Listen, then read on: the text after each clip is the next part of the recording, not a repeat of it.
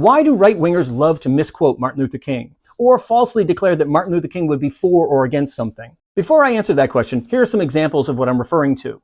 Florida Governor Ron DeSantis claiming that King would have supported his plan to suppress the teaching of Black history. Donald Trump claiming that North Carolina Lieutenant Governor Mark Robinson, who called himself a Black Nazi and advocated bringing back slavery, was, quote, Martin Luther King on steroids. Representative Mike Waltz declaring that Martin Luther King, who was a pacifist, quote, would have been a great Green Beret. Yeah, totally.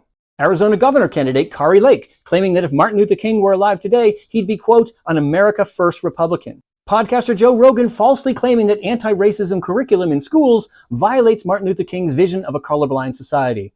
Representatives Lauren Boebert, Kevin McCarthy, and many other Republican politicians declaring that Martin Luther King would oppose DEI and critical race theory. Fun fact, DEI and CRT are basically modern ways of saying the civil rights movement. Arkansas Governor Sarah Sanders saying that King would have applauded the Supreme Court's rulings against affirmative action, even though King was for affirmative action. Kellyanne Conway and Representative Nancy Mace and many others declaring that Martin Luther King would have opposed Trump's impeachments.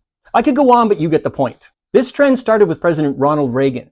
When he signed the bill establishing the Martin Luther King holiday, a holiday that he opposed, Reagan made sure to depict Martin Luther King not as the radical that he was, who fought to end racism, militarism, and poverty, but rather as a harmless preacher whose mere words, carefully cherry-picked of course, magically ended racism in America for all time. This shallow, safe, hallmark version of King caught on quickly among conservatives, people who bitterly opposed everything that King stood for, because it allowed them to invoke his noble name to justify any right-wing talking point or policy. Consider Trump's claim in his January inaugural address that his administration would make MLK's dream come true.